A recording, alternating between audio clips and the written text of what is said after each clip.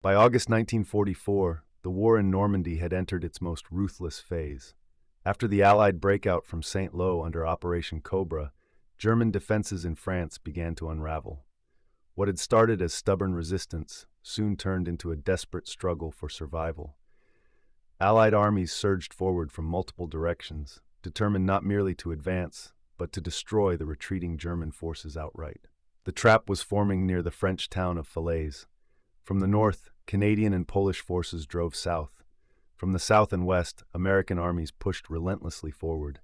Between them lay the battered remnants of Germany's once powerful formations, units that had fought in Normandy for weeks under constant air attack, short of fuel, short of ammunition, and running out of hope. As the gap narrowed, the Germans realized the danger too late. Roads clogged with tanks, trucks, horse-drawn wagons, and fleeing infantry. Allied aircraft prowled the skies, turning the retreat into a nightmare. Fighter bombers strafed columns without pause, destroying vehicles and scattering survivors into fields and ditches. The Falaise Pocket was becoming a death trap. Inside the pocket, discipline collapsed. Units lost cohesion. Officers struggled to rally men amid chaos, smoke, and fire. German soldiers pushed westward on foot, abandoning heavy equipment that could no longer move. Wounded men were left behind. Orders went unheard or ignored.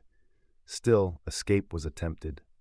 Night after night, German columns rushed toward narrow exit corridors along the Dives River. Artillery pounded choke points relentlessly. Bridges were shelled until they vanished beneath rubble and wreckage. Polish troops on Hill 262, later known as the Mace, held commanding ground overlooking the escape routes, pouring fire into the packed columns below. The fighting was brutal and up close. Tank battles erupted at point-blank range. Infantry clashed in hedgerows and villages already shattered by weeks of war. Bodies, human and animal, lined the roads. Burning vehicles illuminated the darkness, casting long shadows over scenes of destruction that even seasoned veterans would never forget.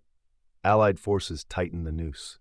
By August 19th, Canadian and American troops made contact near Chambois, nearly sealing the pocket. Though gaps remained, they were narrow and deadly. Each hour brought greater losses for the Germans attempting to flee. When the pocket finally collapsed, the scale of devastation became clear. Thousands of German soldiers lay dead. Tens of thousands more were captured. Entire divisions had ceased to exist as fighting formations. The fields around Falaise were littered with shattered armor and ruined equipment, so much destruction that the area would later be called the Corridor of Death.